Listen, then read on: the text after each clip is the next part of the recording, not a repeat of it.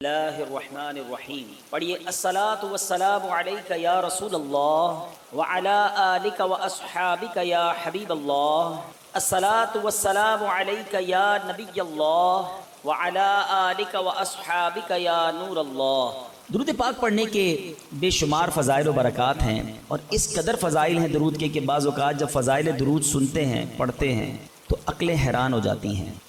ایک بڑا ہی ایمان افروز یوں سمجھیے کہ حدیث پاک کا جو مضمون ہے وہ بہت خوبصورت ہے، اور اندازہ ہوگا کہ درود پڑھنے میں کتنی دیر لگتی ہے اور اس کا ریوارڈ، اس کا انعام کتنا بڑا ہے۔ القول البدی میں یہ حدیث پاک موجود ہے۔ مدینے کے سلطان رحمت عالمیان سرور ذیشان صلی اللہ تعالی علیہ وسلم کا فرمان برکت نشان ہے، اللہ عز و جل کا ایک فرشتہ ہے، اس کا ایک بازو مشرق میں ہے اور دوسرا بازو مغرب میں۔ ذرا غور کیجئے کہ اس کی وڈتھ کتنی ہے۔ آج بڑے بڑے جو ایئر کرافٹ ہوتے ہیں اس کی ایک بازو سے لے کر دوسرے بازو کی وڈتھ پر ڈسکس ہوتی ہے۔ آج کل کی معلومات کے مطابق سب سے بڑا جو مسافر طیارہ دنیا میں آج کل ہے وہ A380 ہے، اور میں نے اس کی ایک ریسرچ پڑھی تھی کہ اس کی وڈتھ اتنی ہے ایک پر سے دوسرے پر تک کہ جتنی ایک فٹ بال اسٹیڈیم کی وڈتھ ہوتی ہے، اتنا بڑا وہ جہاز ہے۔ پاکستان میں اب تک وہ اتر نہیں سکا کیونکہ شاید ہمارے پاس اتنا بڑا رن وے نہیں ہے، مگر آپ سوچئے کہ اللہ کا ایک فرشتہ ایسا ہے جس کا ایک بازو مشرق میں ہے دوسرا بازو مغرب میں ہے۔ اس فرشتے کا حجم جو ہے، اس کی وڈتھ کا عالم کیا ہوگا، آپ سنیے۔ اور آقا علیہ الصلوۃ والسلام فرماتے ہیں جو شخص محبت کے ساتھ مجھ پر درود بھیجتا ہے تو اللہ تبارک و تعالیٰ، گویا اللہ کے حکم سے، میں حدیث کا مضمون عرض کر رہا ہوں، اللہ کے حکم سے وہ فرشتہ جو ہے وہ پانی میں نہر رحمت میں غوطہ لگاتا ہے، اور غوطہ لگا کر پانی سے باہر آ کر اپنے پروں کو جھاڑتا ہے۔ آپ نے کبھی یہ منظر دیکھا ہوگا کہ چھوٹی سی چڑیا جو ہے پانی میں اگر گر جائے اور باہر نکل کر اپنے پروں کو پھڑ پھڑائے تو کتنے قطرے گرتے ہوں گے، مگر ایک ایسا فرشتہ کہ جس کا ایک بازو مشرق میں دوسرا مغرب میں، جب وہ پانی سے نکل کر اپنے پروں کو پھڑ پھڑائے، پروں کو ہلائے جھاڑے تو کتنے قطرے گریں گے، کاؤنٹ کرنا پاسبل نہیں۔ اب سنو ہونا کیا ہے، پیارے آقا فرماتے ہیں کہ اللہ تعالیٰ اس کے پروں سے ٹپکنے والے ہر قطرے سے ایک فرشتہ پیدا فرماتا ہے۔ اچھا وہ فرشتوں نے کرنا کیا ہے؟ آقا علیہ الصلوۃ والسلام فرماتے ہیں وہ فرشتے قیامت تک اس درود پڑھنے والے کے لیے استغفار کرتے رہتے ہیں۔ یعنی درود پڑھنا اتنا سا کام ہے، ذرا مل کر پڑھیں الصلاۃ والسلام علیک یا رسول اللہ۔ 30 سیکنڈز بھی نہیں لگتے ایک درود پڑھنے میں، مگر انعام کتنے بڑے بڑے ہیں۔ دنیا کا دستور ہے جتنا مشکل کام بندہ کرتا ہے اتنی آمدنی زیادہ ہوتی ہے۔ ایک نارمل میٹرک پاس بندہ جاب کرے اس کی سیلری تھوڑی ہوگی، گریجویٹ کرے اس کی سیلری زیادہ ہوگی، PhD کر لے سیلری اور بڑھ جائے گی۔ جتنا کوالیفائڈ، جتنی محنت کر کے، جتنا آگے بڑھ کے بندہ کام کرتا ہے اس کو اتنا دنیا میں انعام ملتا ہے۔ میرے رب کی رحمت دیکھو، کام تھوڑا کرتے ہیں وہ رب زیادہ عطا فرماتا ہے۔ گویا اس کی رحمت جو ہے اپنے بندوں پر برسنا چاہتی ہے۔ اے میرے میٹھے اسلامی بھائیوں، میں بھی نیت کروں اور آپ بھی نیت کریں، ہم کم از کم روزانہ 1200 بار درود پاک پڑھیں گے۔ آج جس ٹاپک پر میں نے کچھ مدنی پھول آپ کو پیش کرنے ہیں، بیسیکلی یہ ایک ایسی عبادت ہے، یہ ایک ایسا عمل ہے جو ہمارے لیے بہت ضروری بھی ہے، مگر انفارچونیٹلی بدقسمتی سے ہماری بہت بڑی اکثریت اس کو شاید عبادت ہی نہیں سمجھتی ہے، اس کو ایک آرڈنری کام سمجھتے ہیں، ضمنی کام سمجھتے ہیں، اور اس میں اتنی توجہ بھی نہیں دیتے۔ اور اگر آج آپ توجہ سے پورا بیان سنیں گے تو آپ ریئلائز کریں گے کہ میں نے جس عبادت کی طرف آپ کی توجہ دلانی ہے وہ صرف نارمل عبادت نہیں، بلکہ حدیث میں اس کو برین آف عبادہ، مخ العبادہ کہا گیا۔ وہ عبادت ایسی ہے جو عبادتوں کا بھی مغز ہے۔ اب وہ کیا ہے وہ ضرور عرض کروں گا، پہلے بخاری شریف کا ایک واقعہ سنانا چاہتا ہوں، اور یہاں ایک تھوڑا سا مسکنسیپشن بھی کلیئر کرنا چاہتا ہوں، غلط فہمی یا وسوسہ۔ کہ کچھ لوگ یہ کہتے ہیں جناب کہ دعوت اسلامی کے اجتماع میں جاتے ہیں تو بعض اوقات وہاں واقعات بڑے سنائے جاتے ہیں، اور قرآن و حدیث کی بات کم ہوتی ہے اور واقعہ بڑا سنایا جاتا ہے۔ اب میں جو واقعہ سنانے جا رہا ہوں یہ میں نے نہیں سنانا، میرے آقا علیہ الصلوۃ والسلام نے صحابہ کرام کو سنایا تھا۔ تو یہ شاید غلط فہمی ہے کہ واقعات کا قرآن و حدیث سے تعلق نہیں ہے۔ پرابلم یہ کہ نہ ہم نے قرآن پڑھا ہے نہ حدیث پڑھی ہے۔ جنہوں نے قرآن پڑھا ہے ان سے پوچھیں کہ قرآن پاک میں واقعات کتنے ہیں۔ قرآن پاک بھرا پڑا ہے واقعات سے۔ سورہ بقرہ کو بقرہ کیوں کہتے ہیں بھائی؟ یہ ایک گائے کا واقعہ ہے، بقرہ کہتی گائے کو ہیں، ٹھیک ہے جناب۔ سورہ یوسف کو احسن القصص کہا گیا، قرآن پاک کا سب سے بہترین قصہ۔ شاید آپ میں سے بہت سو کو نہیں معلوم ہوگا کہ قرآن مجید فرقان حمید میں 100 سے زیادہ واقعات موجود ہیں، مگر لوگ پتہ نہیں کیوں اریٹیٹ ہوتے ہیں۔ اس کا مطلب کیا ہوا؟ اس کے آپ پڑھے لکھے لوگ ہیں، شاید میرے پوائنٹ کو پک کر لیں گے۔ بخاری شریف کی بڑی بڑی کتابوں میں، حدیث کی جتنی بڑی کتابیں ہیں، نبی پاک نے پچھلی قوموں کے واقعے بیان کیے۔ قرآن واقعے بیان کر رہا ہے، نبی پاک واقعات بیان کر رہے ہیں۔ What is the reason behind this? اس کا مطلب یہ ہے کہ انسان کو اللہ نے جس طریقے سے بنایا ہے نا، ہمارا ذہن واقعے کو جلدی قبول کرتا ہے، ہم اسٹوری کے ذریعے بات جلدی سمجھتے ہیں، اور آج ماڈرن سائنس اس بات کو پک کرنے میں کامیاب ہوئی ہے۔ اللہ کا کلام ہمارے پاس 1450 سال سے موجود ہے۔ آج جائیے اسکول کالجز کے اندر، آج بڑے بڑے پروفیسر اس نتیجے پر پہنچے ہیں کہ جناب بچوں کو اگر کوئی بات سکھانی ہے تو کوئی اسٹوری کے ذریعے سکھانی ہوگی، کسی پوئم کے ذریعے سکھانی ہوگی، کوئی واقعہ بیان کرے تو بات دل میں گھر کر جائے گی۔ آج ماڈرن سائنس اس بات پر پہنچی ہے، میرا قرآن اور نبی کی حدیثیں ان واقعات سے بھری ہوئی ہیں۔ تو آج میں وہ واقعہ سنانے جا رہا ہوں جو بخاری شریف میں موجود ہے۔ اللہ کے حبیب علیہ الصلوۃ والسلام نے صحابہ کرام کو سنایا، اور امیزنگ کمال کا واقعہ ہے، اور یہی میرے آج کے ٹاپک کا یوں سمجھیے سینٹرل آئیڈیا ہے۔ آپ کو اندازہ ہو جائے گا کہ میں کیا بیان کرنا چاہتا ہوں، اور اس واقعے سے ہمیں بہت کچھ سیکھنے کو ملے گا۔ بخاری شریف میں ہے، حضرت عبداللہ ابن عمر رضی اللہ عنہ سے مروی ہے، کہتے ہیں میں نے پیارے آقا علیہ الصلوۃ والسلام کو فرماتے سنا۔ میں سمری خلاصہ اس حدیث کا عرض کروں گا کہ اگلے زمانے میں 3 شخص کہیں جا رہے تھے، رات کا وقت تھا، سونے کے لیے انہوں نے غار کا انتخاب کیا، اور ایک غار میں جا کر وہ آرام کرنے لگے۔ اس زمانے میں موٹیل اور ہوٹل تو ہوتے نہیں تھے کہ رات ہو گئی تو چلو کسی ہوٹل میں جا کے آرام کر لیں۔ کوئی غار دیکھا اور وہیں سو گئے پہاڑ کے اندر۔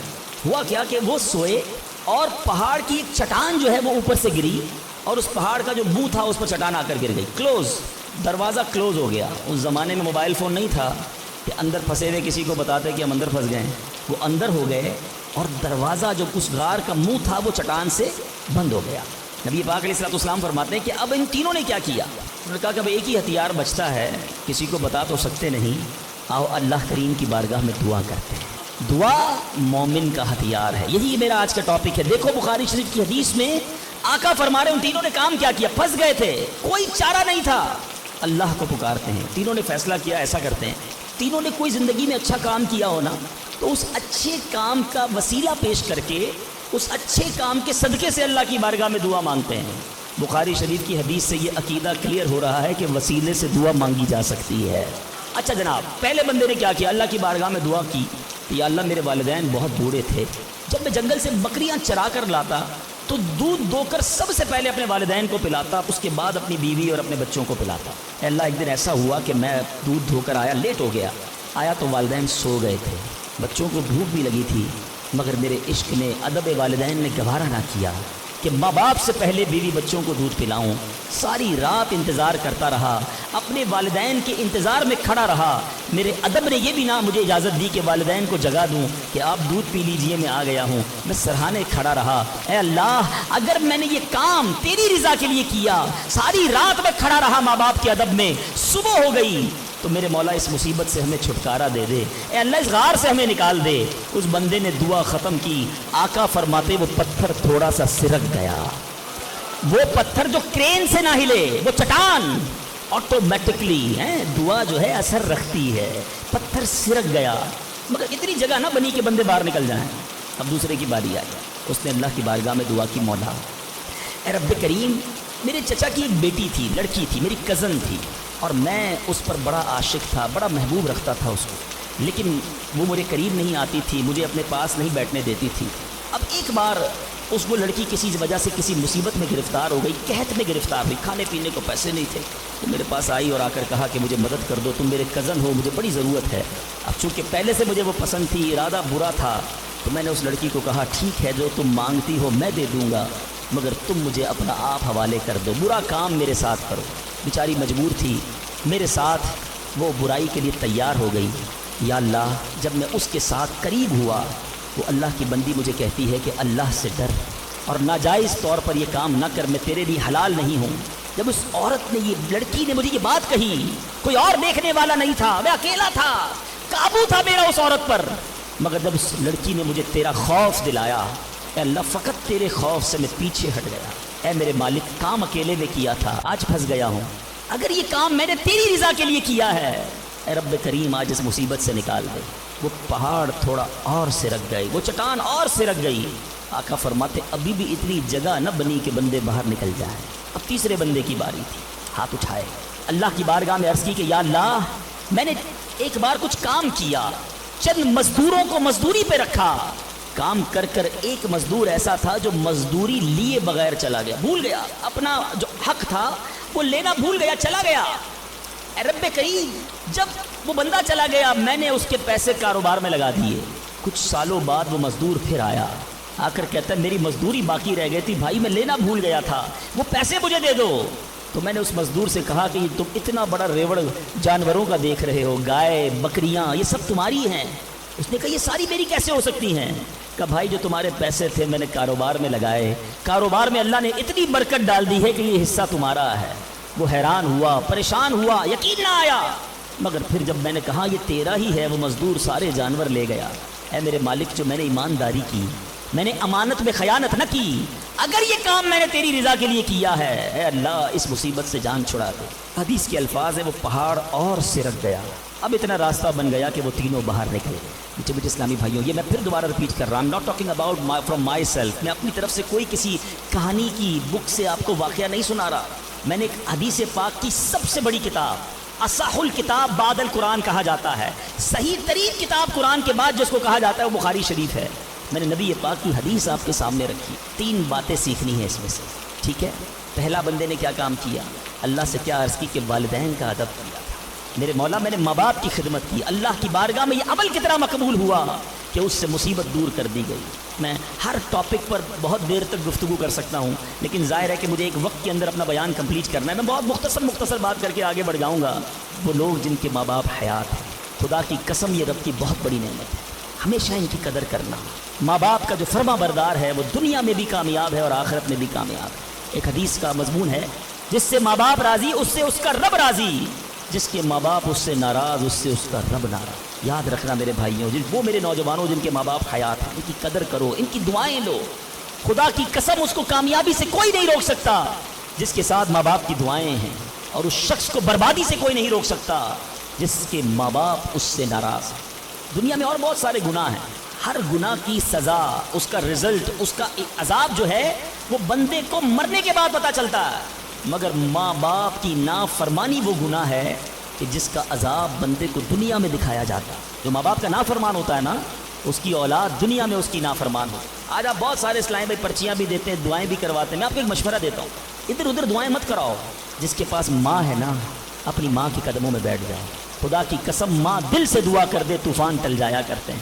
بھول گئے آپ کہ جنت میں موسیٰ کا پڑوسی بنا دیا اللہ نے. ایک کسائی کو ماں نے دعا دی تھی, اللہ نے موسیٰ کا جنت میں پڑوسی بنا دیا. تو ماں باپ کی ادب کریں, نافرمانی نہ کریں. دوسری بات, بڑی اہم بات ہے, بڑے نوجوان بیٹھے ہیں یہاں پر. آج جو بے حیائی کا دور ہے, آج جو بدکاری کا دور ہے, آج جو سوشل میڈیا نے ہماری آنے والی نسلوں کو برباد کر کے رکھا ہے, فلموں نے, ڈراموں نے, ماڈرنزم نے, حیا ختم ہوتی جا رہی ہے. اس نوجوان نے کیا کیا تھا, اکیلا تھا, اس لڑکی پر قابو تھا, مگر جب خوف خدا طاری ہوا تو وہ موقع چھوڑ کر اللہ کے لیے الگ ہو گئے. بتائیے آج ہمارا کیا حال ہے. نیک نمازی دکھنے والے بھی اکیلے میں جب ہوں, اللہ نہ کرے گناہ کا موقع مل جائے, کیا اب بندہ بچتا ہے؟ ہم سوچے تو صحیح کہ ہم گناہ کرتے وقت یہ خیال تو رکھتے کوئی دیکھ نہ لے, دروازہ بند کر دو, لائٹ آف کر دو, کہیں اور چلتے ہیں, یا تو جاننے والے رہتے ہیں. ارے جدھر جا رہے ہو ادھر کا رب کوئی اور ہے کیا؟ اللہ ہر حال میں دیکھ رہا. کاش یہ جملہ میرے اور آپ کے دل پر نقش کر جائے. جب حرام کرنے کو جی چاہے, جب گناہ کرنے کو جی چاہے, جب بے حیائی کرنے کو جی چاہے, اے میرے نوجوانوں نہ کرو اپنی نوجوانی کو برباد ان بے حیائیوں کے کاموں میں. یہ اللہ کو ناراض کرنے والا, جہنم میں جانے والا کام ہے. حفاظت کرو اپنی, شیطان کے واروں سے بچاؤ اپنے آپ کو. اور اس کی بڑی وجہ یہ سوشل میڈیا ہے. یاد رکھیے گا, پہلے نگاہ بہکتی ہے, پھر دل بہکتا ہے, پھر شرمگاہ بہکتی ہے. یہ امیر اہل سنت جو ہے نا, جو بانی دعوت اسلامی ہے, فاؤنڈر آف دعوت اسلامی, بیسیکلی یہ نباز ہیں. ان کو جتنی دنیا کی مزاج شناسی ہے وہ نعرہ کیوں لگاتے ہیں, اکثر نظریں جھکی رہیں. شاید بہت سو کو سمجھ نہیں آتا کہ یہ نیچی نگاہوں کی بات کیوں کرتے ہیں. آج کے دور میں جہاں ہر طرف بے پردگی ہے, ہم پاکستان کی ساری خواتین کو برقع نہیں پہنا سکتے, مگر اپنی نظروں کو تو نیچا کر سکتے ہیں نا, اپنی نگاہوں کو تو حیا کی چادر اڑا سکتے ہیں. تو خدا را اگر حرام سے بچنا ہے, گناہوں سے بچنا ہے, تو پہلے نگاہیں جھکائیے, پہلے آنکھوں سے حرام نہ دیکھیے. اور اب تیسری بات, اس حدیث میں جو بندے نے دعا کی تھی تھوڑی سی مزدوری باقی رہ گئی اور اس بندے نے مزدور کا حق کیسے ادا کیا کہ تھوڑے پیسوں کے لاکھوں واپس کیے. مگر آج کیا حال ہے؟ آج کوئی پیسے بھول جائے تو ہم کہتے ہیں چلو جان چھوٹی میرے ہو گئے ہیں. کاروبار میں حساب کتاب میں اگلے کی مسٹیک ہے, ہمیں پتہ ہے کہ یہ غلطی کر رہا ہے, اس نے پیمنٹ دی تھی لکھی نہیں ہے, مگر ہمیں معلوم ہوتے ہوئے ہم نہیں بتاتے. یار اچھا ہے بھول گیا میرے ہو گئے نا. کسی کا مال دباتے ہوئے نہیں سوچتے, کسی کے پیسے کھاتے ہوئے. قرضہ لے کر لوگ کہتے ہیں جاؤ وصول کر سکتے ہو تو کر لو. یاد رکھیے امام اہل سنت فرماتے ہیں جو کسی کے 3 پیسے جان بوجھ کر دبا لے, I'm not talking about millions rupees, آج لاکھوں روپے لوگ ہڑپ کر جاتے ہیں, ہزاروں ہڑپ کر جاتے ہیں. سنو, اعلیٰ حضرت فرماتے ہیں جو کسی کے 3 پیسے دبا لے اس کو قیامت کے دن ان 3 پیسوں کے بدلے 700 با جماعت مقبول نمازیں دینی پڑ جائیں. کدھر سے لائیں گے ہم 700 نمازیں با جماعت مقبول؟ ایک ایک روپیہ لوگوں کا واپس کیجئے. بھول گیا ہے آپ جا کر لوٹائیے, یاد دلائیے اسے, ایسے معاف نہیں ہوگا. آج لوگ کہتے ہیں میرا بگاڑ ہی نہیں سکتا کوئی. ٹھیک ہے, آج آپ کو کوئی نہیں بگاڑ سکتا, بڑے روب والے ہیں, بڑا عہدہ ہے آپ کے پاس, آپ چودھری ہیں, آپ کسی علاقے کے بڑے ہیں, منسٹر ہیں, کونسلر ہیں, واٹ ایور. لیکن آج اگر وہ مظلوم آپ کا کچھ نہیں بگاڑ سکتا نا, یاد رکھنا کل اللہ مظلوم کے ساتھ ہوگا. قیامت کے دن مظلوم کا ہاتھ ہوگا اور ظالم کا گریبان ہوگا. اس دن حساب دینا پڑے گا. تو خدا را اگر زندگی میں کسی پر ظلم ہو گیا ہے, اگر زندگی میں کسی کا حق دبا لیا ہے, اسے نہیں پتا, آپ جا کر لوٹائیے یا تو معاف کروائیے, ورنہ قیامت کے دن مہنگا پڑتا ہے. بہرحال میں پھر آتا ہوں اپنے ٹاپک کی طرف, اور وہ میرا ٹاپک آج ہے دعا. تو پتہ چلا کہ دعا یہ مومن کا ہتھیار ہے. مگر آج بڑا عجیب معاملہ ہے کہ دعا میں ہمارا وہ کنسنٹریشن نہیں ہوتا, دعا میں وہ توجہ ہی نہیں ہوتی. ہم شاید نماز بھی پڑھ لیں, تلاوت بھی کر لیں, جب دعا کی باری آتی ہے ہم اس کام کو بڑا آرڈنری سمجھتے ہیں. ہم سمجھتے ہیں ٹھیک ہے امام صاحب دعا کرا رہے ہیں, ہم بھی آمین کہیں, کبھی ادھر دھیان ہے, کبھی ادھر دھیان ہے, خیال کہیں اور ہے. نہیں میرے میٹھے اسلام, ذرا دعا کی اہمیت سمجھو. دعا ہے کیا؟ دعا کس کی بارگاہ میں بات ہو رہی ہے؟ پتہ ہے کس سے بات ہو رہی ہے؟ اللہ سے ڈائریکٹ بات ہو رہی ہے. دنیا میں کسی پرائم منسٹر, کسی صدر, کوئی بڑے بادشاہ سے بات کرنی ہو, ہمیں یہ پریولیج نہیں ملتا, ہمیں یہ آسانی تھوڑی کہ ہم ڈائریکٹ کسی سے بات کر لیں. اپوائنٹمنٹ لینا پڑتا ہے, ٹائم بڑی مشکل سے ملتا ہے, غریب آدمی کو تو ملتا بھی نہیں, بہت بڑی سورس بھی لگائیں. اچھا جناب 2 مہینے بعد آپ کی باری آئے گی, 2 منٹ بات کر سکیں گے آپ, 3 منٹ سے زیادہ بات نہیں کر سکیں گے. یعنی دنیا والوں کے پاس جا کر ٹائم لینا ڈیفیکلٹ. جو ساری کائنات کا مالک ہے, جو احکم الحاکمین ہے, جو رب العالمین ہے, ارے دنیا کا کوئی بندہ چاہے اس سے بات کرنا اٹھائے ہاتھ اور مانگنا شروع کر دے. کوئی اپوائنٹمنٹ نہیں, کوئی سیکرٹری نہیں, no buddy between you and your اللہ. ڈائریکٹ اللہ سے بات کرو جتنی کرنی ہے, اور ٹائم لمٹ بھی نہیں ہے. تم تھک سکتے ہو, تم اکتا سکتے ہو, رب کے خزانوں میں کمی نہیں ہے. اور کمال دیکھے دنیا کا, آج آپ دنیا والوں سے پیسے مانگیں, مثال دیتا ہوں, ہمارے ساتھ بھی ہوتا ہے, آپ کے ساتھ بھی ہوتا ہے, کوئی دوست تو قریب بھی ہو, آ جائے یار کہ کسی مشکل میں ہوں بھائی مدد کر دو, ہم شاید مدد کر بھی دیں, یار بڑا کلوز ہے, رشتہ دار ہے, گرائی ہے, تھوڑی دیر بعد پھر آ جائے یار دوبارہ چاہیے پیسے, پھنس گیا ہوں, مسئلہ حل نہیں ہوا. اب شاید جیب میں مشکل سے ہاتھ جائے, لیکن یار دوست ہے, چلو دے. تیسری بار آ جائے, یار یہ تو مانگنے والا ہو گیا ہے, بار بار آتا ہے. چوتھی بار آ جائے تو موبائل اس کا اٹھنا بند ہو جائے گا. 5ویں بار شاید ہم اس کا نمبر بھی بلاک کر دیں گے, چوکیدار کو بھی کہہ دیں گے اس کو قریب نہیں آنے دینا, یہ تو مانگنے والا ہو گیا ہے. یہ ہے دنیا. تم اپنے اچھے دوست, قریبی رشتہ دار سے 3-4 بار مانگ لو, وہ اب تم سے دور ہو جائے گا, تمہیں برا کہے گا. میرے رب کریم کی شان دیکھو, فرماتا ہے ادعونی استجب لکم, مجھ سے دعا مانگو میں تمہیں عطا فرماؤں گا. اجیب دعوت الداعی اذا دعانی, میں دعا مانگنے والے کی دعا قبول کرتا ہوں جب وہ مجھے پکارے. اللہ اکبر, اللہ تعالیٰ زیادہ مانگنے والوں سے زیادہ محبت فرماتا. ایک اور عجیب بات بتاؤں کہ اللہ تبارک و تعالیٰ ان بندوں سے ناراض ہوتا ہے. دنیا میں ہے کوئی ایسا سخی, کریم دیکھو میرا مالک, جو نہیں مانگتا رب اس سے ناراض ہوتا ہے.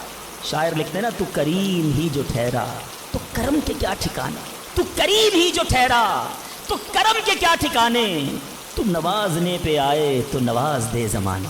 میں نے آپ کو قرآن کی کچھ آیات کے ذریعے یہ احساس دلایا کہ دعا کی اہمیت کیا ہے. اب آؤ میں آپ کو آپ کے نبی علیہ الصلوۃ والسلام کی کچھ حدیثیں بتاتا ہوں, کس طرح انکریج کیا. اللہ کے حبیب علیہ الصلوۃ والسلام نے کیسی حوصلہ افزائی فرمائی ہے دعا کے بارے میں. اللہ کے حبیب علیہ الصلوۃ والسلام فرماتے ہیں اللہ تعالیٰ کے نزدیک کوئی چیز دعا سے بزرگ تر نہیں ہے. اللہ کے نزدیک سب سے بزرگ چیز وہ دعا ہے, اور دعا کو حدیث میں مخ العبادہ, عبادت کا مغز کہا گیا. ٹاپ آف دا لسٹ جو عبادت ہے نا وہ دعا ہے. مگر آج دعا کی طرف توجہ ہی نہیں. ہم تو سمجھتے ٹھیک ہے مانگ لی, نہیں مانگی. ارے دعا نہ مانگنے والوں سے رب ناراض ہوتا ہے, اور جو جتنا مانگتا ہے رب اس سے اتنا خوش ہوتا ہے. میرے بیچ اسلامی بھائیوں, اللہ فرماتا ہے, سنو حدیث قدسی ہے, اے فرزند آدم تو جب تک مجھ سے دعا کرتا رہے اور میرا امیدوار رہے گا, میں تیرے گناہ کیسے ہی ہو معاف فرماتا رہوں گا اور مجھے کچھ پرواہ نہیں. جب تک مانگو کہ رب عطا فرمائے گا. اب ہم بڑے نادان ہیں, پرابلم یہ ہم بڑی جلدی مچاتے ہیں. یار اتنے دنوں سے دعا کر رہا ہوں, مسئلہ ہی حل نہیں ہو رہا ہے. میں نے دعا کی یا اللہ کاروبار میں برکت دے دے, کل بھی 5,000 کی بکری ہوئی, آج بھی 5,000 کی, کوئی اضافہ نہیں ہے. جناب میں دعا کرتا ہوں یا اللہ صحت دے دے, شوگر لیول کم ہی نہیں ہو رہا. میں دعا کرتا ہوں یا اللہ بیٹا دے دے, بیٹا مل ہی نہیں رہا. میں انشاءاللہ اور بھی باتیں اس میں عرض کروں گا, میں صرف ابھی اس حدیث کو کلیئر کر دیتا ہوں. میں آپ سے پوچھنا چاہتا ہوں, آپ نے دعا کی کہ یا اللہ میرے کاروبار میں برکت دے دے, آپ کی جو سیل تھی وہ ایز اٹ از رہی, لیکن آپ کی دکان میں آگ لگنے والی تھی, آپ کی دکان میں ڈکیتی ہونے والی تھی. آپ نے دعا مانگی, اللہ نے اس بلا کو روکنے میں لگا دیا. سچ بتاؤ پیسے تھوڑے بڑھ جاتے اچھا تھا, یا دکان میں آگ نہ لگی یہ بڑا کرم ہو گیا. میں نے گھر سے نکلنا تھا, میرا ایکسیڈنٹ ہونا تھا, ٹانگ ٹوٹنی تھی, میں نے اللہ سے دعا کی تھی اللہ بیٹا دے دے, وہ دعا کو کنورٹ کیا گیا, میری ٹانگ بچ گئی, میرا ایکسیڈنٹ بچ گیا. بتاؤ یہ اللہ کی مہربانی نہیں؟ پرابلم پتہ ہے کیا ہے, ہمیں دنیا والوں پر سب پر بھروسہ ہے, ہمیں اللہ پر بھروسہ نہیں ہے. ہم سمجھتے ہیں پتہ نہیں دعا قبول کیوں نہیں ہوتی ہے. دعا کے آداب میں لکھا ہے کہ اللہ اس بندے کی دعا قبول نہیں فرماتا جو دعا کی قبولیت میں جلدی مچاتا ہے, جو کہتا ہے جلدی قبول ہو جائے, بس آج ہی قبول ہو جائے. اچھا پھر لوگ شکوے بھی بڑے کرتے ہیں, یار میں نے جمعے کے دن بھی دعا کی, مزار پہ جا کے بھی دعا کی, بزرگوں سے بھی دعا کرائی, کسی نے کہا کعبے کو دیکھ کر پہلی دعا کرو وہ قبول ہوگی, کعبے پر بھی چلا گیا, میں مدینے بھی گیا, میری دعا ہی قبول نہیں ہو رہی, میرا پرابلم ہی سولو نہیں ہو رہا. اب ذرا 2-3 حدیثیں سناؤں گا. یہ ساری غلط فہمیاں, یہ سارے مسکنسیپشن اگر آپ توجہ سے سنیں گے تو دور ہو جائیں گے. اللہ کے حبیب علیہ الصلوۃ والسلام فرماتے ہیں دعا بندے کی 3 باتوں سے خالی نہیں ہوتی, 3 میں سے کوئی ایک بینیفٹ لازمی ملتا. آقا فرماتے ہیں یا تو اس دعا کے بدلے گناہ بخش دیا جاتا ہے, یا اس میں جو مانگتا وہ مل جاتا ہے, دنیا میں جو مانگا وہ مل گیا. سیکنڈ یہ آپشن ہے. تیسرا فرمایا کہ اللہ اس کے لیے اس دعا کا ثواب جمع کر دیتا ہے. حدیث کے الفاظ ہیں جب بندہ قیامت کے دن جا کر اتنی ساری نیکیاں دیکھے گا, پہاڑ جتنی, عرض کرے گا مولا یہ کام تو میں نے نہیں کیے, کدھر سے ہوئے؟ ارشاد ہوگا یہ تیری وہ دعائیں ہیں جو دنیا میں قبول نہ ہوئی تھی, اس کا ثواب ہم نے جمع کر دیا ہے. بندہ قیامت کے دن تمنا کرے گا کاش میری دنیا میں کوئی دعائی قبول نہ ہوتی, اتنا اجر اتنا ثواب. تو اس کا مطلب کیا ہوا کہ دعا مانگتے وقت کنجوسی نہ کیا کرو. ایچ اینڈ ایوری ورڈ, ہر لمحہ آپ کا دعا میں عبادت ہے, اور یہ آپ کے نامہ اعمال میں بڑھوتری کا سبب ہے. دعا میں یہ نہ سوچا کرو کہ پتہ نہیں کیا ملنا ہے, نہیں ملنا, یقیناً ملنا ہے. اب دوسری حدیث سنو اور ایمان تازہ ہوگا. اللہ کے حبیب علیہ الصلوۃ والسلام فرماتے ہیں, جس کا مضمون ہے کہ جب کوئی فاسق, فاجر, گناہ گار دعا کرتا ہے, بعض اوقات یہ بھی خیال آتا ہے شیطان ہے نا, یار میں 5 ٹائم نماز بھی پڑھتا ہوں, میں روزے بھی رکھتا ہوں, میں درود بھی پڑھتا ہوں, میں زکوٰۃ بھی دیتا ہوں, میرے کام سیدھے ہوتے نہیں ہیں, میری دعائیں قبول ہوتی نہیں. وہ برابر میں میرا پڑوسی ہے, ایک وقت کی نماز پڑھتا نہیں ہے, کام سارے اس کے الٹے ہیں, کاروبار اس کا ترقی کر رہا ہے, گھر اس کے بن رہے ہیں, یہ کیا ماجرا ہے؟ اول تو ہمیں یہ سوچنا نہیں چاہیے کہ میں نیک ہوں, ہر وقت ہمیں یہ سوچنا چاہیے کہ میں سب سے برا ہوں, میری بہت ساری خطائیں. لیکن اس کے باوجود اب جو میں حدیث سنانے جا رہا ہوں یہ بہت سو کی بہت بڑی کنفیوژن کو دور کر دے گی. اللہ کے حبیب علیہ الصلوۃ والسلام فرماتے ہیں جس کا مضمون ہے جب کوئی فاسق, فاجر, گناہ گار شخص اللہ کی بارگاہ میں دعا کرتا ہے, اللہ فرشتوں سے فرماتا ہے اس کا کام جلدی کر دو. کیوں؟ فرماتا ہے اس کا مانگنا پسند نہیں آ رہا, اس کی آواز اچھی نہیں, جلدی کام کر دو. اور فرمایا جب اللہ کا کوئی نیک بندہ, رب کا محبوب, جب اللہ کی بارگاہ میں دعا کرتا ہے, اللہ فرشتوں سے فرماتا ہے ابھی اس کو نہ دینا, ابھی اس کا کام نہ کرنا, اس کو اور مانگنے دو, مجھے اس کا مانگنا بڑا پسند آ رہا. میں آپ سے پوچھتا ہوں خدا کی قسم, میں جو مانگوں وہ مجھے میرا رب دے دے, یہ اچھا ہے یا زندگی میں ایک دعا میں ایسی کروں کہ اللہ جبریل سے کہے کہ میرے بندے کا کام نہ کرنا, اس کو اور مانگنے دو, ہے میرے فرشتوں اور مانگنے دو, مجھے اس کا مانگنا بڑا پسند آ رہا ہے. کاش زندگی میں ایک دعا, مجھے بتاؤ نا میرا رب یہ کہہ دے کہ میرے بندے کی آواز مجھے پسند ہے, پھر تو میرا کام ہو گیا نا, میرے رب کو میں پسند آ گیا, اس سے بڑی کیا چیز ہے. مگر بدقسمتی ہے اس شخص کے لیے جو اللہ کی بارگاہ میں شکوہ کرتا ہے کہ میرا کام نہیں ہو رہا, میری دعا قبول نہیں ہو رہی. جلدی نہ مچایا کرو, اللہ پر بھروسہ رکھو. اور اب آخری بات سے اور آپ کا کلاؤڈ کلیئر ہو جائے گا. وہ لوگ جو کہتے ہیں پتہ نہیں میرے مسئلے حل کیوں نہیں ہو رہے, میں اللہ کی بارگاہ میں اتنا دعا کرتا ہوں مسئلہ حل نہیں ہوتا. سنو, اب میں آپ کو ایک لاجیکلی مثال دیتا ہوں یا عقلی مثال دیتا ہوں. آپ والد ہیں, آپ میں سے بہت سارے والد ہوں گے, کئی بڑے بھائی ہوں گے, آپ نے بچے پالے ہیں یا کئی ابھی بھی بچے والے ہیں، میں آپ سے سوال کرتا ہوں، آپ کا چھوٹا بیٹا ہو، اسمال چائلڈ، بیمار ہو جائے، گلا خراب، فلو، شدید کھانسی، اب وہ بچہ آپ سے ضد کرے کہ ابو جان میں نے آئس کریم کھانی ہے، میں نے ٹھنڈا شربت پینا ہے، کھانسی بھی ہو رہی ہے، بتائیے آپ پلائیں گے اس کو؟ جواب دیجیے۔ سب منع کر رہے ہیں، نہیں پلائیں گے نا؟ اچھا، اب وہ بچہ رونا شروع کر دیا، آپ کے بالکل سامنے بیٹھے چیخے مار رہا ہے، رو رہا ہے، آپ کا ایک دوست بھی ساتھ بیٹھا ہے، وہ ابھی آیا، دیکھا بچہ رو رہا ہے آئس کریم کے لیے، باپ کہہ رہا نہیں کھلاؤں گا۔ اب دوست کیا کہے گا؟ یار کیسے والد ہو، بچہ رو رہا ہے کھلا دو نا آئس کریم، اس کو پتہ نہیں ساری بات ہے، تو آپ اس کو کیا رپلائی دیں گے؟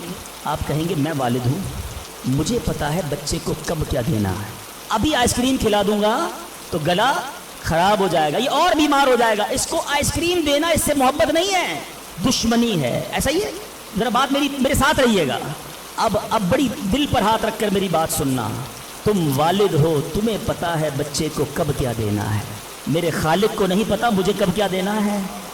میں مانگ رہا ہوں یا اللہ روزی میں برکت دے، وہ نہیں دے رہا، میں مانگ رہا ہوں یا اللہ اولاد دے، وہ نہیں دے رہا، میں گر گڑا رہا ہوں یا اللہ کرائے کے مکان میں ہوں اپنا مکان دے دے، وہ نہیں دے رہا، اے مولا میں فلاں ملک میں جانا چاہتا ہوں، ویزے لگانا چاہتا ہوں، نہیں مل رہے ویزا، ارے کیوں یقین نہیں رکھتے؟ جتنے ادھر بیٹھے ہو میں آپ سے پوچھتا ہوں، کون ہے جو یہ کہتا ہے میری ماں مجھ سے محبت نہیں کرتی؟ ارے ماں تو وہ ہستی ہے جو اپنے سکھ قربان کر کے ہمیں سخی کرتی ہے، ساری رات ہمارے لیے جاگنے والی ہماری ماں ہے، تو جو ماں تکلیف نہیں دے سکتی وہ ماؤں سے زیادہ پیار کرنے والا کیسے ہماری دعا قبول نہیں کرے گا؟ یہ یقین رکھ لو، اگر میں مانگ رہا ہوں وہ نہیں دے رہا تو وہی میرے لیے بہتر ہے، میرا کام نہیں ہو رہا نا، وہی میرے لیے بہتر ہے۔ جو اولاد کے تمنائی ہیں، نہیں مل رہی اولاد، یقین کر لو کہ میرے لیے اولاد بہتر نہیں۔ پوچھو ان ماں باپ سے جن کے بچے مار کر انہیں گھر سے نکال دیتے ہیں، وہ کہتے ہیں کاش بچہ پیدا ہی نہ ہوتا، بیٹے نے مارا ہے مجھے، بیٹے نے گھر سے نکال دیا، ایسی اولاد نہیں دنیا میں؟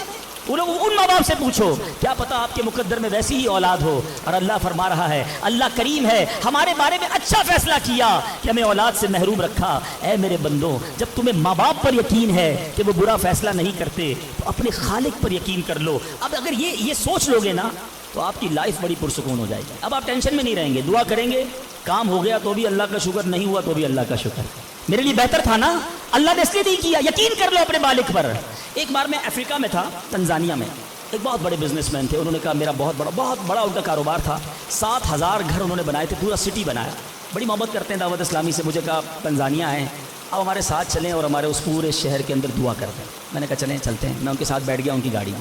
سنیے گا، میں اس بزنس مین سے ایک بات سیکھا ہوں اور میں بھولتا نہیں ہوں بات، تقریباً جب بھی میں نے یہ بیان کیا مجھے واقعہ خود ہی یاد آ جاتا ہے۔ ہم گئے اس کے ساتھ، one of the biggest business man of that country, بڑا کام تھا ان کا، ہم گئے تو اتفاق تھا جو پل تھا اس شہر کو اور ان کے شہر کو ملانے والا، وہاں کوئی ورک ہو رہا تھا، کام ہو رہا تھا، گاڑی رک گئی ہماری، وہ بڑا آدمی تھا، اس نے کئی لوگوں کو فون کیا، بھائی ہماری گاڑی کو نکلنے دیکھا، نہیں صاحب گاڑی نہیں نکل سکتی، پل پر کام ہو رہا ہے، ٹریفک کلوز، بہت کوشش کی اس نے، نہیں ہوا، ہم واپس آ گئے۔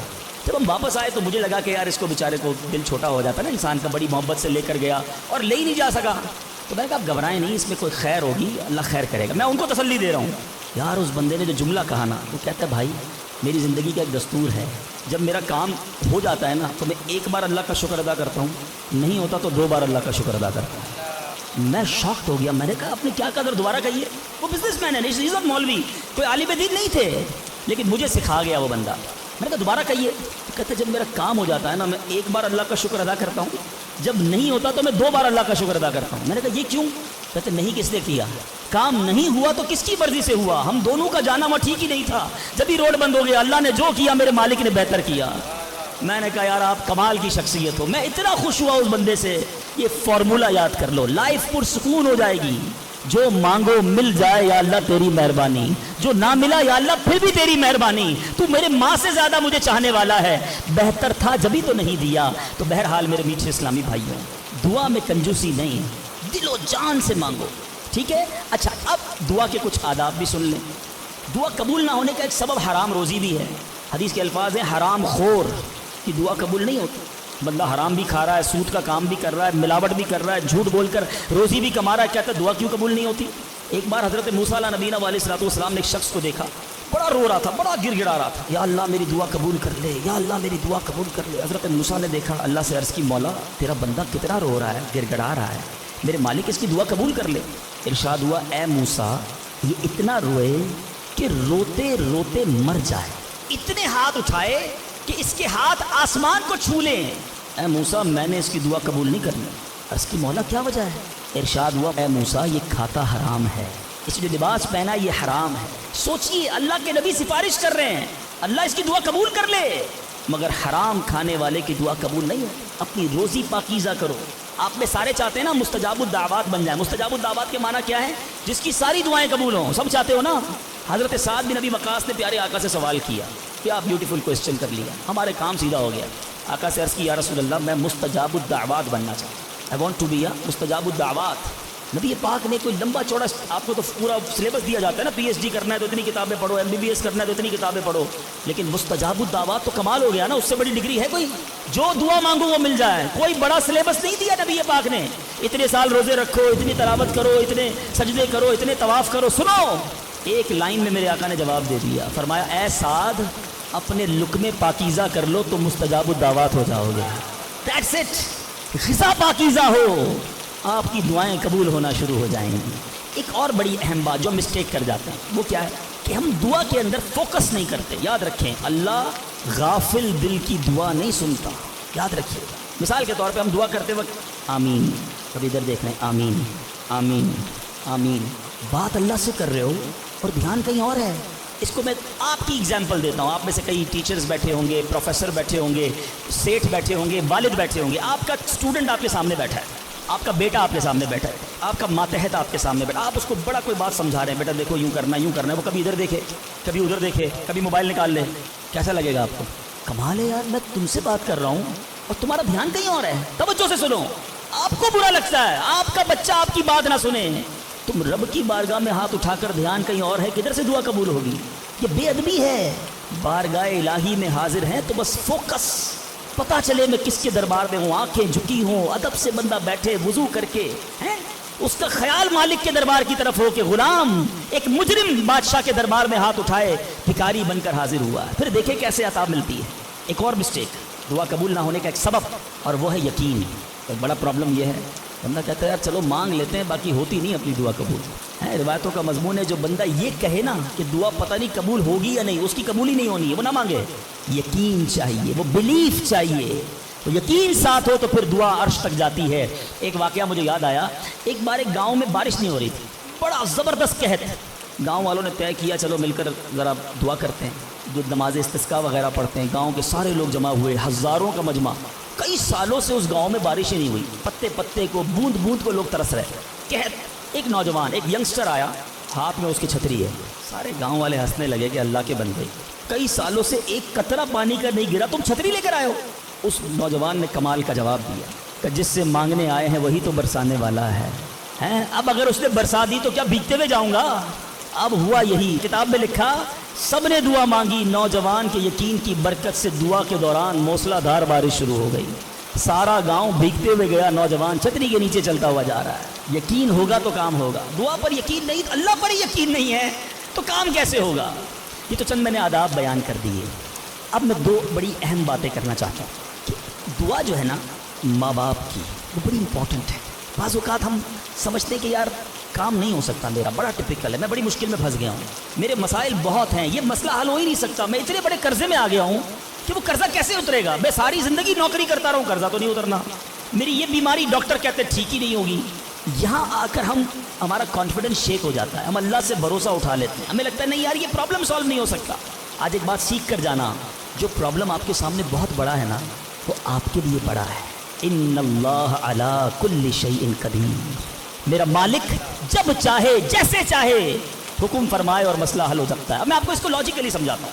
ایک آپ نے دیکھا ہوگا آپ کے گھر میں چونٹیاں چلتی ہیں، بازو کا چونٹیاں ہوتی ہیں. اب چونٹی جا رہی ہے، آپ اس کے سامنے سیب رکھ دیں. اب چونٹی کی طرف رہ کر سوچیں، چونٹی دیکھے گی اتنی بڑی چیز سیب، چونٹی کے لیے وہ سیب پہاڑ ہے. چونٹی ہٹا سکتی ہے اس کو؟ نہیں. وہ کیا کرے گی؟ کھڑی رہے گی یا تو راستہ بدل دے گی.